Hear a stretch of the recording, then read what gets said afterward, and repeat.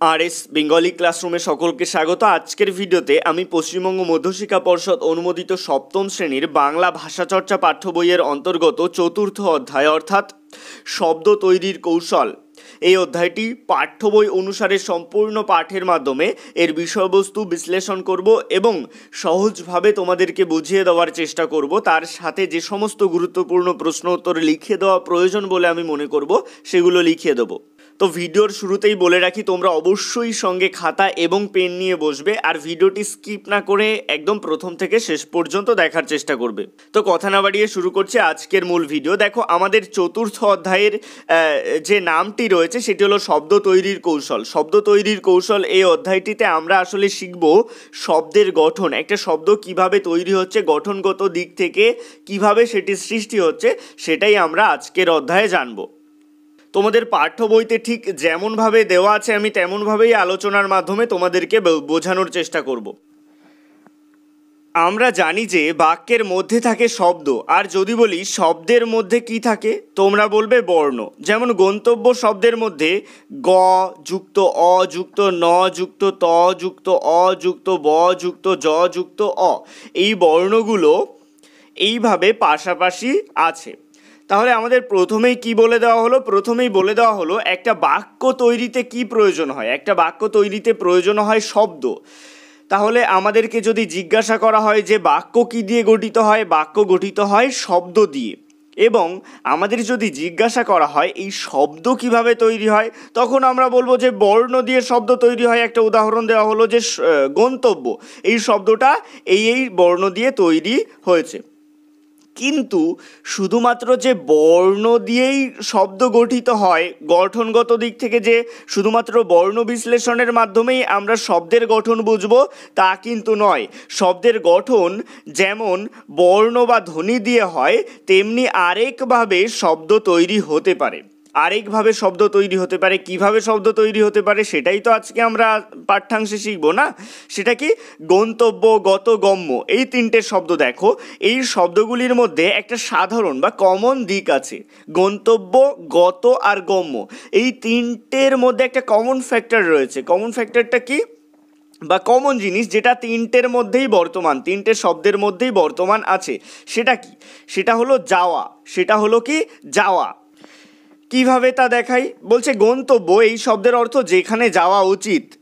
গত এই শব্দের অর্থ যা গেছে। গম্য এই শব্দের অর্থ যেখানে যাওয়া যায়। তাহলে বুঝলাম এই তিনটে শব্দের মধ্যে যাওয়া এই বিষয়টা তিনটে শব্দের মধ্যেই উপস্থিত আছে। এটা কিভাবে হচ্ছে?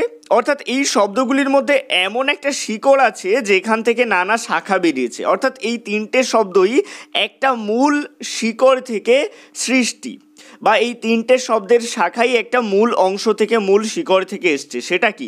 সেটা হলো গম ধাতু। গম ধাতু। ধাতু কাকে বলা হয়? ক্রিয়ার মূলকে ধাতু বলা হয়। যেহেতু গত, গন্তব্য এবং গম্য এই তিনটেই হচ্ছে ক্রিয়া শব্দ, তো এই তিনটে ক্রিয়া শব্দ কোন মূল শিকড় থেকে তৈরি হয়েছে? গম ধাতু থেকে তৈরি হয়েছে। অর্থাৎ এদের মূল শিকড়টা হচ্ছে গম। সেখান থেকে গমের থেকে কোনো শাখা বেরিয়ে গম্য হয়েছে, গমের থেকে কোনো শাখা বেরিয়ে গন্তব্য হয়েছে, আবার গমের থেকে কোনো শাখা বেরিয়ে গত হয়েছে। খুব সুন্দর চিত্রের মাধ্যমে তোমাদেরকে খুব সহজভাবে এখানে বোঝানোর চেষ্টা করা হয়েছে। এটা ধাতুর চিহ্ন, সেটা আমরা ক্লাস 6-এই জেনেছি।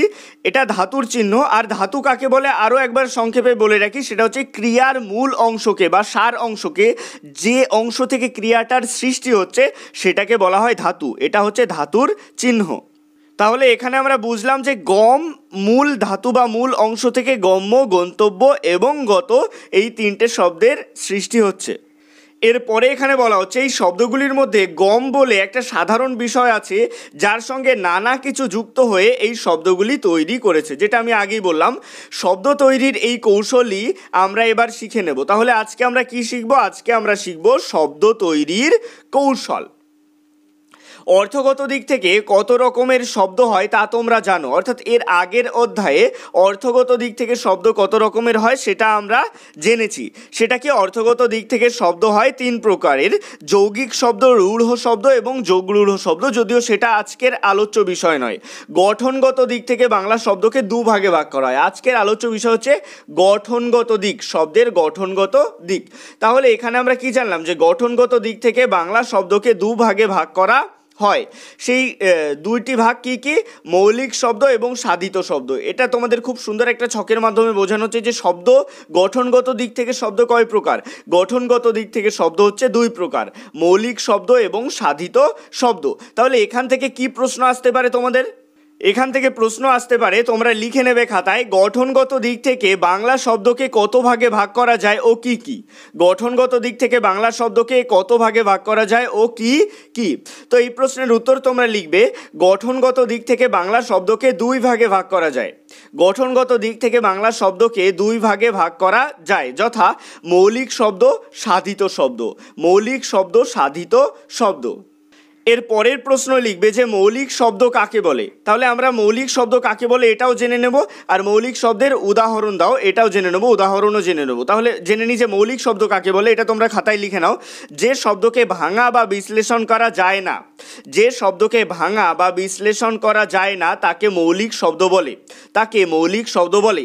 যেমন বাবা, মা, হাত ইত্যাদি, যেমন বাবা, মা, হাত ইত্যাদি, এই শব্দগুলিকে ভাঙা যায় না বা বিশ্লেষণ করা যায় না।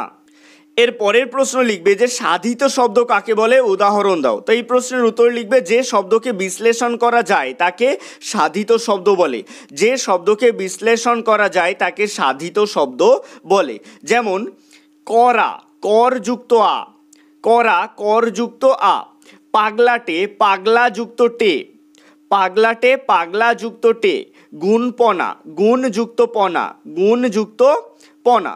আজকের আলোচনা আমরা যেটা করছি যে শব্দ তৈরির কৌশল, এটা আসলে এই সাধিত শব্দকে কেন্দ্র করেই আলোচনাটা এগোবে। তার জন্য সাধিত শব্দটা অবশ্যই ভালো করে বুঝবে, যে যে শব্দকে বিশ্লেষণ করা যায় তাকে বলা হয় সাধিত শব্দ। অর্থাৎ যে সমস্ত শব্দকে ভাঙা যাচ্ছে বা বিশ্লেষণ করা যাচ্ছে, সেই সমস্ত শব্দগুলি কিভাবে তৈরি হচ্ছে, কিভাবে সৃষ্টি হচ্ছে, সেটাই আজকের আলোচ্য বিষয়। এ প্রসঙ্গে মৌলিক শব্দ এবং সাধিত শব্দের মধ্য থেকে তোমরা আরও একটি প্রশ্ন লিখে নিতে পারো, সেটা হলো যে মৌলিক শব্দ এবং সাধিত শব্দের মধ্যে পার্থক্য আলোচনা করো। এটা লিখবে, মৌলিক শব্দকে ভাঙা বা বিশ্লেষণ করা যায় না, সাধিত শব্দকে ভাঙা বা বিশ্লেষণ করা যায়। মৌলিক শব্দের সাথে কোনো প্রত্যয়, বিভক্তি বা উপসর্গ যুক্ত থাকে না, সাধিত শব্দে প্রত্যয়, বিভক্তি বা উপসর্গ যুক্ত হয়ে থাকে। আর একটি উদাহরণ লিখবে, মৌলিক শব্দের উদাহরণ হলো মা, বাবা, হাত প্রভৃতি। সাধিত শব্দের উদাহরণ হলো সু যুক্ত নাম, সুনাম, কর যুক্ত আ, করা প্রভৃতি। এরপরে বলা হচ্ছে যে প্রথমেই বলি, সাধিত শব্দের মধ্যে সাধারণত 2 ধরনের শিকড় থাকে। ক্রিয়ার ক্ষেত্রে এই শিকড়কে বলা হয় ধাতু প্রকৃতি, যেমন গম একটি ধাতু, আর ক্রিয়া ছাড়া অন্য ধরনের শব্দের ক্ষেত্রে তার নাম হলো শব্দ প্রকৃতি। তাহলে আমরা সাধিত শব্দের কথা প্রসঙ্গে জেনেছি যে সাধিত শব্দকে ভাঙা বা বিশ্লেষণ করা যায়।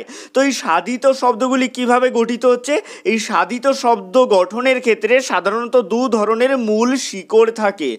যেগুলো ক্রিয়া শব্দ, সেই ক্রিয়া শব্দের ক্ষেত্রে যে মূল অংশ বা মূল শিকড় থেকে ক্রিয়াটার সৃষ্টি হচ্ছে তাকে বলা হচ্ছে ধাতু প্রকৃতি। আর ক্রিয়া শব্দ বাদে অন্য যে কোনো শব্দ, সেই শব্দগুলো মূল যে অংশ থেকে সৃষ্টি হচ্ছে সেটাকে বলা হয় শব্দ প্রকৃতি। এখানে খুব ভালো করে বুঝে নেবে যে ক্রিয়ার ক্ষেত্রে, ক্রিয়া শব্দের ক্ষেত্রে সেই ক্রিয়া শব্দটির মূল অংশ বা মূল শিকড়কে বলা হয় ধাতু প্রকৃতি, আর ক্রিয়া শব্দ বাদ দিয়ে অন্য যে সমস্ত শব্দ, সেই শব্দের মূল অংশ বা মূল শিকড়কে বলা হয় শব্দ প্রকৃতি। এটা অবশ্যই খুব সহজভাবে মনে রাখার চেষ্টা করবে। আমি বারবার বলছি যাতে তোমাদের মনে একদম গেঁথে যায় বিষয়টি, যে ক্রিয়ার যে মূল অংশ, ক্রিয়া শব্দের যে মূল অংশ সেটাকে বলা হয় ধাতু প্রকৃতি, এবং ক্রিয়া শব্দ বাদ দিয়ে অন্য শব্দের যে মূল অংশ বা মূল শিকড় সেটাকে বলা হয় শব্দ প্রকৃতি। এটা খুব সহজভাবে মাথায় রাখার চেষ্টা করবে। এটা মনে রাখলেই তোমরা আলোচনাটা আরও ভালো করে বুঝতে পারবে। দেখো এবার বলা হচ্ছে যে এই ধাতু প্রকৃতি বা শব্দ প্রকৃতির সঙ্গে যা যুক্ত হয় তা যুক্ত হয়ে শব্দ গঠন করে তাকে প্রত্যয় বলে। এখানে আমরা প্রত্যয়ের সংজ্ঞা পাচ্ছি, প্রত্যয়ের সংজ্ঞাটা আমি লিখে দিচ্ছি, তোমরা লিখে নেবে। লেখো প্রত্যয় কাকে বলে, উদাহরণ দাও। প্রত্যয় কাকে বলে, উদাহরণ দাও। প্রত্যয়ের সংজ্ঞা লেখো, যে বর্ণ বা বর্ণ সমষ্টি, এখানে তোমরা অর্থহীন বর্ণ বা বর্ণ সমষ্টিও লিখতে পারো। যে বর্ণ বা বর্ণ সমষ্টি ধাতু বা শব্দের পরে যুক্ত হয়ে, ধাতু বা শব্দের পরে যুক্ত হয়ে নতুন শব্দ গঠন করে, নতুন শব্দ গঠন করে তাকে বলে প্রত্যয়। তাকে বলে কি, তাকে বলে প্রত্যয়। যে বর্ণ বা বর্ণ সমষ্টি ধাতু বা শব্দের পরে যুক্ত হয়ে নতুন শব্দ গঠন করে তাকে বলে প্রত্যয়। উদাহরণ দেখলে তোমরা বুঝতে পারবে যে প্রত্যয় কোনটা। এটা হচ্ছে পঠ যুক্ত নখ পাঠক, গম যুক্ত তি এটা হচ্ছে গতি, আর গঙ্গা যুক্ত স্নেহ এটা হচ্ছে গাঙ্গেয়। দেখো পঠ ধাতুর সাথে নখ যুক্ত হয়ে হয়েছে পাঠক। এই পঠ ধাতুর সাথে যে বর্ণ সমষ্টি যুক্ত হচ্ছে সেই বর্ণ সমষ্টিটাকেই বলা হচ্ছে প্রত্যয়। এই যে গম ধাতুর সাথে যে বর্ণ বা বর্ণ সমষ্টি যুক্ত হয়ে নতুন শব্দ গঠন করছে এই বর্ণ বা বর্ণ সমষ্টিটাকেই বলা হচ্ছে প্রত্যয়। এটা এই দুটো হচ্ছে ধাতুর উদাহরণ, আর এটা হচ্ছে শব্দের উদাহরণ। দেখো গঙ্গা যুক্ত স্নেহ এটা হচ্ছে গাঙ্গেয়। তো এই গঙ্গা শব্দটার সাথে স্নেহ এই বর্ণ সমষ্টি যুক্ত হয়ে কি হচ্ছে, গাঙ্গেয় শব্দ তৈরি হচ্ছে। তো এই স্নেহটা হচ্ছে প্রত্যয়। তো বইতে আমাদের কিছু উদাহরণ দেওয়া রয়েছে, দেখো এগুলো ধাতু প্রকৃতির উদাহরণ। তো আমরা আগেই শিখেছি যে ধাতু কি ক্রিয়ার মূল অংশকে বলা হয় ধাতু।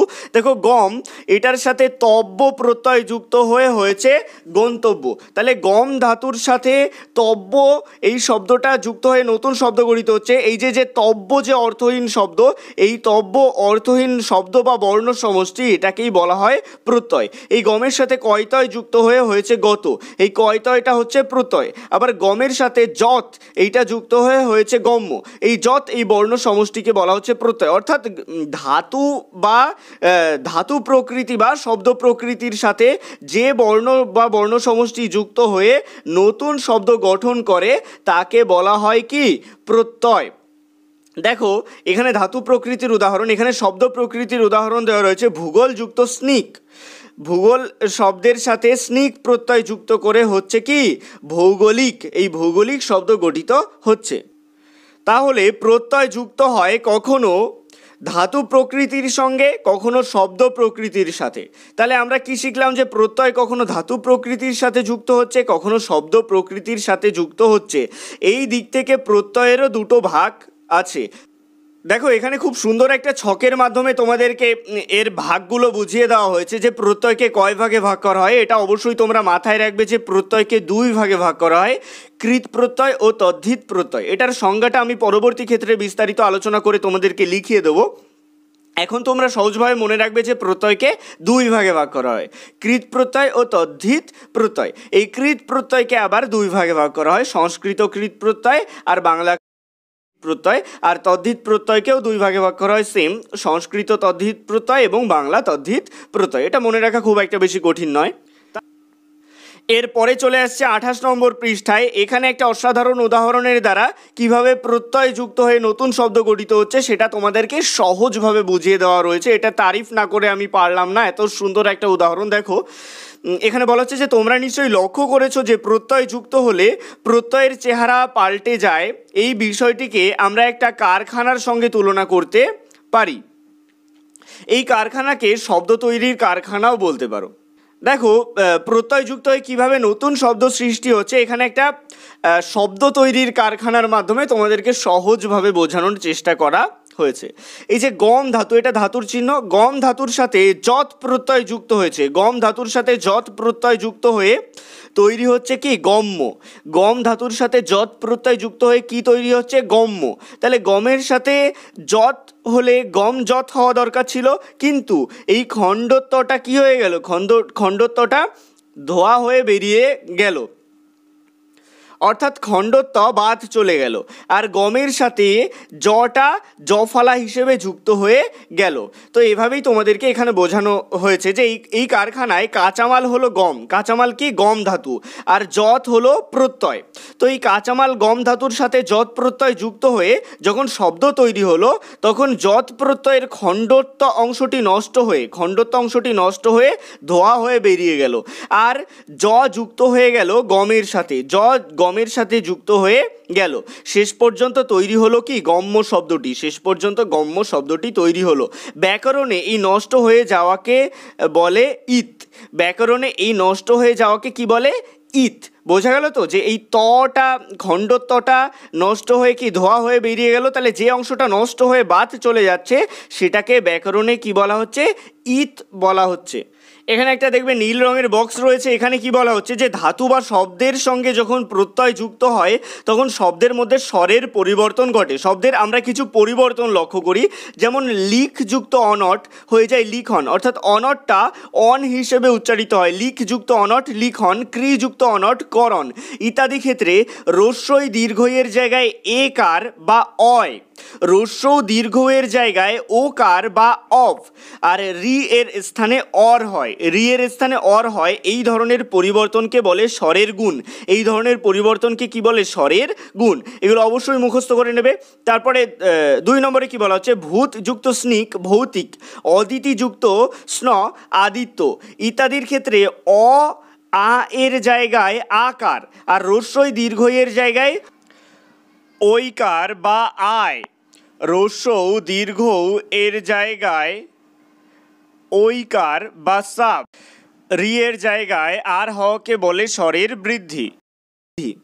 তাহলে এটা স্বরের গুণ আর এটা স্বরের বৃদ্ধি। তারপরে বলা হচ্ছে বয়ের জায়গায় রস্য উচ্চারিত হবে, যেমন বচ ধাতুর সাথে কয়তয় হয়ে যাচ্ছে উক্ত, অন্তর্জয়ের জায়গায় রস্যই উচ্চারিত হবে, যেমন জজ যুক্ত তীর সাথে হয়ে যাচ্ছে ইতি, রয়ের জায়গায় রি উচ্চারিত হবে, যেমন গ্রহ যুক্ত কয়তয় হয়ে যাচ্ছে গৃহীত, হলে একে স্বরের সম্প্রসারণ বলে। তাহলে দেখো, স্বরের গুণ, স্বরের বৃদ্ধি এবং স্বরের সম্প্রসারণ, এই তিনটিকে একত্রে বলা হয় অপকর্ষ।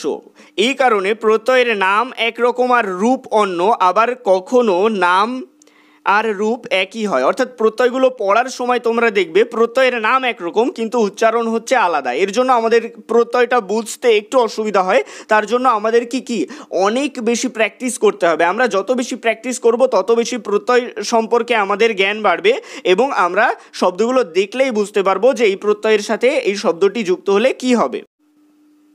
আমরা প্রত্যয়ের শ্রেণী বিভাগের ক্ষেত্রে দেখেছিলাম প্রত্যয়কে 2 ভাগে ভাগ করা হচ্ছে, এক হচ্ছে কৃত প্রত্যয় ও তদ্ধিত প্রত্যয়। এবার আমরা কৃত প্রত্যয় চলে আসি। এই কৃত প্রত্যয়টা কাকে বলে? এখানে তোমাদের সংজ্ঞা লেখা আছে যে ধাতু প্রকৃতির সঙ্গে যে প্রত্যয় যুক্ত হয় তাই হলো কৃত প্রত্যয়। এটা তোমরা আরও একটু গুছিয়ে লিখে নিতে পারো যে প্রত্যয় ধাতুর সাথে যুক্ত হয়ে নতুন শব্দ গঠন করে তাকে বলা হয় ধাতু প্রত্যয় বা কৃত প্রত্যয়। যে প্রত্যয় ধাতুর সাথে যুক্ত হয়ে নতুন শব্দ গঠন করে তাকে বলা হয় ধাতু প্রত্যয় বা কৃত প্রত্যয়। তোমরা এই কৃত প্রত্যয়ের পাশে ধাতু প্রত্যয় লিখে নিতে পারো তোমাদের মনে রাখার সুবিধার্থে। অর্থাৎ ধাতুর সাথে যে প্রত্যয়গুলো যুক্ত হচ্ছে সেটাই হলো কৃত প্রত্যয়। আমরা পাঠ্যাংশের একদম শুরুতেই গম ধাতুর সাথে শব্দ সহযোগে আমরা প্রত্যয় শিখেছি। তো এই গম ধাতুর শব্দের সাথে যে সমস্ত প্রত্যয় যুক্ত হয়েছে সমস্ত প্রত্যয় কিন্তু কৃত প্রত্যয়। এবার আমরা কিছু উদাহরণ দেখে নেব কৃত প্রত্যয়ের। দেখো, এখানে বলা হচ্ছে যে কি করা উচিত বা করার যোগ্য বোঝাতে অনেক ক্ষেত্রে তব্য, অনিয়, নত, যৎ, কপ এই সমস্ত প্রত্যয় ধাতু প্রকৃতির সাথে যুক্ত হয়। তাহলে করা উচিত বা করার যোগ্য এইরকম কোনো অর্থ বোঝাতে কি কি ধাতু প্রকৃতি বা ধাতু প্রত্যয় যুক্ত হয় সেটা হচ্ছে কি তব্য, অনিয়, নত, যৎ, কপ। বচ যুক্ত তব্য বক্তব্য, দৃশ যুক্ত তব্য দ্রষ্টব্য। আমরা কিন্তু আগেই পড়েছি যে প্রত্যয়ের নামটা একরকম হয় কিন্তু শব্দটার যখন গঠন হচ্ছে অনেক ক্ষেত্রেই আমরা দেখি শব্দটার গঠন পরিবর্তন হয়ে যায়, আবার অনেক ক্ষেত্রে পরিবর্তন হয় না। তো এগুলো আমরা যত বেশি প্র্যাকটিস করব, যত বেশি চর্চা করব তত বেশি আমাদের মনে এগুলো থেকে যাবে। তো এই উদাহরণগুলো তোমরা অবশ্যই মন দিয়ে পড়ে নেবে, পারলে মুখস্থ করে নেবে। দেখবে কিছু মুখস্থ করতে করতে দেখবে তোমাদের মনে এগুলো থেকে যাচ্ছে এবং খুব সহজভাবেই একই ধরনের উদাহরণগুলো তোমরা বুঝতে পারছো যে এর সঠিক উত্তর কী রকম হবে। শ্রীযুক্ত অনীয় স্মরণীয়, ক্রিযুক্ত নথ এটা জয়ের মতো উচ্চারণ হচ্ছে, তাহলে এটা হয়ে যাচ্ছে কার্য। আর রমযুক্ত যত এটা হচ্ছে রম্য। মানযুক্ত অনীয় মাননীয়, শ্রুযুক্ত নথ শ্রাব্য, দৃশযুক্ত কপ দৃশ্য। এরপর বলা হচ্ছে ক্রিয়া বা কাজটি যদি চলছে বা হচ্ছে বোঝায় তাহলে সত্রী বা সানজ প্রত্যয় ধাতু প্রকৃতির সাথে যুক্ত হয়। তাহলে কোনো কাজ বা কোনো ক্রিয়া চলছে বা হচ্ছে বোঝালে কি প্রত্যয় যুক্ত হয়? সত্রী বা সানজ প্রত্যয় যুক্ত হয়। যেমন মহৎ যুক্ত সত্রী, এই সত্রীটা অত এর মতন উচ্চারণ হয়। মহযুক্ত সত্রী, সত্রীটা কিসের মতন উচ্চারণ হবে? অতের মতন, তাহলে মহযুক্ত অত কী হবে? মহৎ। বৃত যুক্ত সানজ, সানজটা আনের মতন উচ্চারিত হবে। বৃত যুক্ত সানজ কি হচ্ছে? বর্তমান। আবার বৃত যুক্ত সানজ, সানজটা আনের মতন উচ্চারণ হবে, সেটা হয়ে যাচ্ছে বর্ধমান। এগুলো অবশ্যই পারলে মুখস্থ করে নেবে।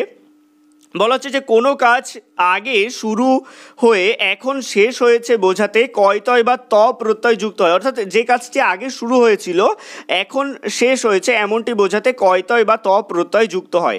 যেমন স্নাযুক্ত কয়তয়, এটা তয়ের মতন উচ্চারিত হবে স্নাত। প্রপূর্বক নি ধাতুর সাথে কয়তয় প্রত্যয় যুক্ত হচ্ছে, এটা হবে প্রণীত।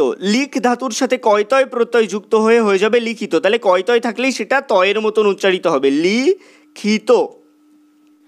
কাজ বা ক্রিয়ার অবস্থা বা ভাব বোঝাতে কয়তয় রস্যি বা তি প্রত্যয় যোগ হয়। যেমন স্থাযুক্ত কয়তয় রস্যি, এটা তি এর মতন উচ্চারিত হবে স্থিতি। গম যুক্ত কয়তয় রস্যি গতি। ভি যুক্ত কয়তয় রস্যি ভীতি। এই দেখো এই সমস্ত চিহ্নগুলো কিন্তু ধাতু চিহ্ন, এগুলো অবশ্যই মাথায় রাখবে, এগুলো সব ধাতু চিহ্ন। এখানে তোমাদের যতগুলি উদাহরণ দেওয়া রয়েছে সেগুলো অবশ্যই মুখস্থ করে রাখবে। আশা করছি তোমাদের পাঠ্য বই থেকেই প্রশ্ন আসবে, পাঠ্য বইয়ের বাইরে প্রশ্ন আসবে না। সেক্ষেত্রে বুদ্ধিমানের কাজ হবে তোমাদের এগুলো মুখস্থ করে রাখা। দেখো বলা হচ্ছে যে স্বভাব বৈশিষ্ট্য বোঝাতে ইষ্ণু, কিপ, আলু, উক, বর এই প্রত্যয়গুলি ধাতু প্রকৃতির সাথে যুক্ত হয় স্বভাব বৈশিষ্ট্য বোঝাতে। যেমন চল ধাতুর সাথে ইষ্ণু প্রত্যয় যুক্ত হয়ে হচ্ছে চলিষ্ণু। সহ ধাতুর সাথে ইষ্ণু প্রত্যয় যুক্ত হয়ে হচ্ছে সহিষ্ণু। সম্পূর্বক পদ ধাতুর সাথে কিপ প্রত্যয় যুক্ত হয়ে হচ্ছে সপদ। দয় ধাতুর সাথে আলু প্রত্যয় যুক্ত হয়ে হচ্ছে দয়ালু। ভূ ধাতুর সাথে উক প্রত্যয় যুক্ত হয়ে যাচ্ছে ভাবুক। স্থা ধাতুর সাথে বর প্রত্যয় যুক্ত হয়ে হচ্ছে স্থাবর। কোনো ক্রিয়া বা কাজ যিনি করেন বোঝাতে নখ, জক, ত্রিত, তৃণ এই প্রত্যয়গুলি যুক্ত করা হয়। অর্থাৎ কোনো কাজ যিনি করছেন বা কোনো ক্রিয়া করছেন এগুলো বোঝাতে এই ধরনের প্রত্যয়গুলো যুক্ত করা হয়। যেমন গা যুক্ত নখ গায়ক। এই নটা মূর্ধন্যটা কি হয়ে যাচ্ছে? ইত হয়ে যাচ্ছে। এই দেখো এখানে ইত লেখা আছে কেন? আমরা কিন্তু আগেই পড়েছি ইত হচ্ছে যে অংশটা বাদ চলে যায় সেটাকে ব্যাকরণের বলা হচ্ছে যে ইত। তাহলে গা যুক্ত নখ, এটার নটা লুপ্ত হয়ে যাচ্ছে, তারপরে গা এর সাথে ক যুক্ত হয়ে যাচ্ছে গায়ক, কটা অক এর মতন উচ্চারিত হচ্ছে। নৃত যুক্ত জক নর্তক। তারপরে মা যুক্ত ত্রিচ, এটা হচ্ছে মাতৃ। পট যুক্ত নখ পাঠক। তারপরে আছে পা ধাতুর সাথে ত্রিচ যুক্ত হয়ে হচ্ছে পিতৃ। আর দা ধাতুর সাথে তৃণ প্রত্যয় যুক্ত হয়ে যাচ্ছে দাত্রী। এবারে চলে আসবো তদ্ধিত প্রত্যয়ে। এই তদ্ধিত প্রত্যয়ের সংজ্ঞাটা তোমরা লিখে নেবে। লেখো তদ্ধিত প্রত্যয় কাকে বলে? শব্দ প্রকৃতির সাথে যে প্রত্যয় যুক্ত হয়ে নতুন শব্দ গঠন করে তাকে তদ্ধিত প্রত্যয় বলে। শব্দ প্রকৃতির সাথে যে প্রত্যয় যুক্ত হয়ে নতুন শব্দ গঠন করে তাকে তদ্ধিত প্রত্যয় বলে। এই তদ্ধিত প্রত্যয়ে একটা অর্থপূর্ণ শব্দের সাথে প্রত্যয় যুক্ত হয়ে একটা নতুন অর্থযুক্ত শব্দ তৈরি হয়। দেখো এখানে বলা হচ্ছে যে অপত্য অর্থে স্ন, স্নি, স্ন, স্নেহ, স্নায়ন প্রত্যয়, অর্থাৎ অপত্য অর্থে এই প্রত্যয়গুলো যুক্ত হয়। রচয়িতা, দক্ষ, জীবিকা, সম্বন্ধ, জাত বা যোগ্য অর্থে স্নেহ, ইন, ইত প্রত্যয় যুক্ত হয়। ব্যাপ্তি বা স্বরূপ অর্থে ময়ট প্রত্যয় যুক্ত হয়। কোনো কিছু অস্তিত্ব আছে এইরকম বোঝাতে মতুপ, ইন, বিন, শালীন ইত্যাদি প্রত্যয় শব্দ প্রকৃতির সঙ্গে যুক্ত হয়। প্রথমে অপত্য অর্থের উদাহরণ দেওয়া রয়েছে। অপত্য শব্দের বাংলা অর্থ হচ্ছে সন্তান। দেখো, মনু যুক্ত স্ন মানব, তাহলে মনুর থেকে এসেছে মানব, এর জন্য এটা অপত্য অর্থে দেওয়া রয়েছে। মনু যুক্ত স্ন মানব। শিব যুক্ত স্ন শৈব অর্থাৎ শিবের উপাসক। দশরথ যুক্ত স্নি দাশরথী। দেখো এখানে ব্র্যাকেটে লেখা আছে মূর্ধন্য স মূর্ধন্য ইত অর্থাৎ মূর্ধন্য স এবং মূর্ধন্য লুপ্ত হয়ে যাচ্ছে আর রস্যই থাকছে, তাই হচ্ছে দাশরথী। দ্বীত যুক্ত স্ন দৈত্য। তারপরে গঙ্গা যুক্ত স্নেহ গাঙ্গেয়। দ্বীপ যুক্ত স্নায়ন দৈপায়ন। রচয়িতা, দক্ষতা, পাণ্ডিত্য বা জীবিকা অর্থে কোন প্রত্যয়গুলো যুক্ত হচ্ছে? নৌ যুক্ত স্নিক, এটা যুক্ত হয়ে কি হচ্ছে? নাবিক হয়ে যাচ্ছে। সাহিত্য যুক্ত স্নিক সাহিত্যিক। ব্যবহার যুক্ত স্নিক ব্যবহারিক। তাহলে মূর্ধন্য স এবং মূর্ধন্য ইত অর্থাৎ মূর্ধন্য স এবং মূর্ধন্য লুপ্ত হয়ে যাচ্ছে, কটা থেকে যাচ্ছে সাহিত্যিক, আর রস্যইটা থাকছে আর কটা থেকে যাচ্ছে এই মূর্ধন্য স এবং মূর্ধন্য লুপ্ত হয়ে যাচ্ছে, তার জন্য হয়ে যাচ্ছে কি সাহিত্যিক।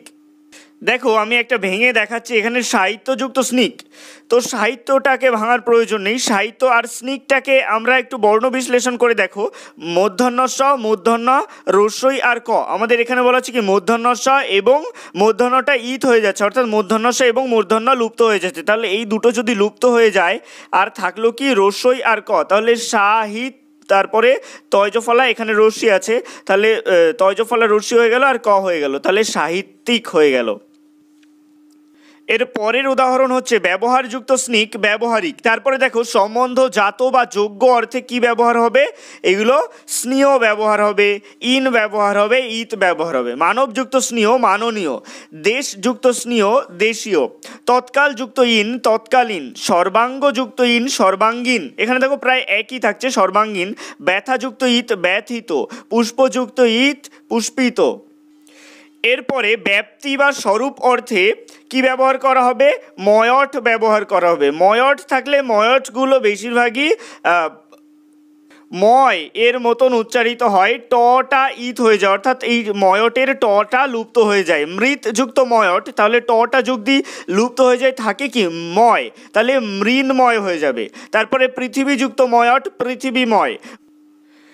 মহিমাযুক্ত ময়ট, এখানে দেখো ব্র্যাকেটে আছে মহিমন, মহিমন হতে পারে বা মহিমা হতে পারে, এটার সাথে যদি ময়ট যুক্ত হয় সেক্ষেত্রে কিন্তু একটু ব্যতিক্রম হবে, মহিমাময় হবে না, সেটা হবে মহিমময়। কি হবে? মহিমময়।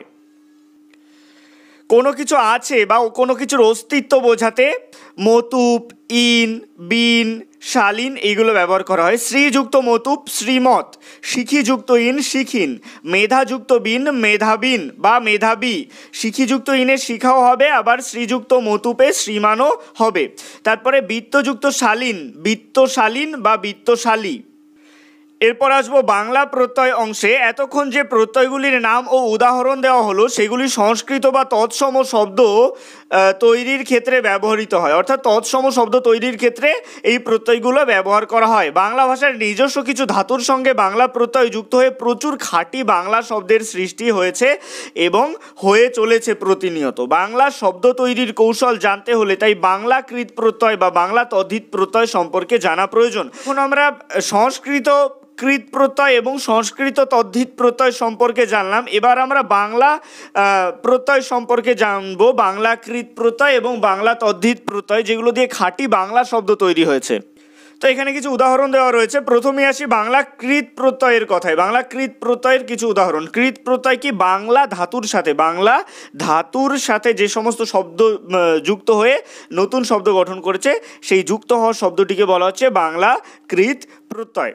তো ক্রিয়াবাচক বিশেষ্য তৈরি করতে ধাতুর সঙ্গে প্রত্যয়টি যুক্ত হয়, কিন্তু শেষ পর্যন্ত এই উচ্চারণগুলো লুপ্ত হয়ে যায়। যেমন বাড় ধাতুর সাথে, বাংলা বাড় ধাতুর সাথে যুক্ত হয়, কিন্তু শেষ পর্যন্ত টা লুপ্ত হয়ে যায় কি বাড়। ডয়শূন্য রয় হসন্ত, কিন্তু রটার পরে কোনো এর উচ্চারণ আসবে না। চল ধাতুর সাথে চল, চলও হবে না, কিন্তু হবে কি চল। তবে এই সব প্রথার আজ আর চল নেই, অর্থাৎ এই সমস্ত শব্দগুলি এখন আর ব্যবহার করা হয় না। তারপরে অপ্রত্যয়ের মতো ক্রিয়াবাচক বিশেষ্য সৃষ্টিতে আবার ভাববাচক বিশেষের ক্ষেত্রেও প্রত্যয় যুক্ত হয়। ক্রিয়াত্মক বিশেষণের ক্ষেত্রেও প্রত্যয় ব্যবহার করা হয়, যেমন চল যুক্ত চলা, পথে চলা যায় উদাহরণ। খা ধাতুর সাথে প্রত্যয় খাওয়া, পা ধাতুর সাথে প্রত্যয় পাওয়া, তাহলে আটা ওয়ার মতন উচ্চারণ হয়। রাধ ধাতুর সাথে প্রত্যয় রাধা। অন বা অনা এই প্রত্যয় দুটিও ক্রিয়াবাচক বিশেষ্যের জন্ম দেয়, অর্থাৎ ক্রিয়াবাচক বিশেষ্য অর্থে। দেখো, বাড় ধাতুর সাথে অন প্রত্যয় বাড়ন, একটা ক্রিয়া হয়ে যাচ্ছে। কাদ ধাতুর সাথে অন প্রত্যয় কাদন, নাচ ধাতুর সাথে অন প্রত্যয় নাচন, অর্থাৎ এটা ক্রিয়াবাচক বিশেষ্য হয়ে যাচ্ছে। এগুলো কি ক্রিয়াবাচক বিশেষ্য। তারপরে উনি দিয়ে একটা উদাহরণ পড়ি। এই প্রত্যয়ের চেহারা বহু ক্ষেত্রে অনি বা উনি হয়ে যায়। রাধ যুক্ত অনি উচ্চারণ হবে কি উনির মতন, রাধুনি। জল যুক্ত অনি উচ্চারণ হবে উনির মতন, জলুনি। নাচ যুক্ত অনি উচ্চারণ হবে উনির মতন, নাচুনি। তারপরে কি আই বা আও ক্রিয়ার ভাব বোঝাতে এই প্রত্যয়গুলো যুক্ত হয়, যেমন বাদ যুক্ত আই, বাদ ধাতুর সাথে আই প্রত্যয় হয়ে যাচ্ছে কি বাধাই, এখানে বই বাধাই করা হয়, একটা উদাহরণও দেওয়া রয়েছে। বাছ যুক্ত আই, বাছাই। তারপরে ঘের যুক্ত আও, ঘেরাও ইত্যাদি। তারপরে দেখো রস্যই এই প্রত্যয়, এই একই কারণে রস্যই প্রত্যয়টিও যুক্ত করা হয়ে থাকে, অর্থাৎ ক্রিয়ার ভাব বোঝাতে, যেমন হাস যুক্ত ই, হাসে। ডুব যুক্ত ই, ডুবি। এরপরে আরও কিছু বাংলা কৃত প্রত্যয়ের উদাহরণ আছে। যেহেতু এগুলো বাংলা কৃত প্রত্যয়ের উদাহরণ, এগুলো অনেকটা সহজ আছে, এগুলো তোমরা অবশ্যই মুখস্থ করে নেবে। এবারে আসি বাংলা তদ্ধিত প্রত্যয়ের কথায়। বাংলা তদ্ধিত প্রত্যয় বলতে কি বোঝানো হচ্ছে? বাংলা শব্দ প্রকৃতির সাথে যে সমস্ত প্রত্যয় যুক্ত হয়ে নতুন অর্থবিশিষ্ট শব্দ তৈরি করে তাকে বলা হয় বাংলা তদ্ধিত প্রত্যয়। দেখো কখনো সাদৃশ্য অর্থে, যেমন হাত যুক্ত হাতা, বাঘ যুক্ত বাঘা। আবার আটা কখনো কোনো কিছু তৈরি বা আগত অর্থে, যেমন পশ্চিম যুক্ত পশ্চিমা, চীন যুক্ত চীনা।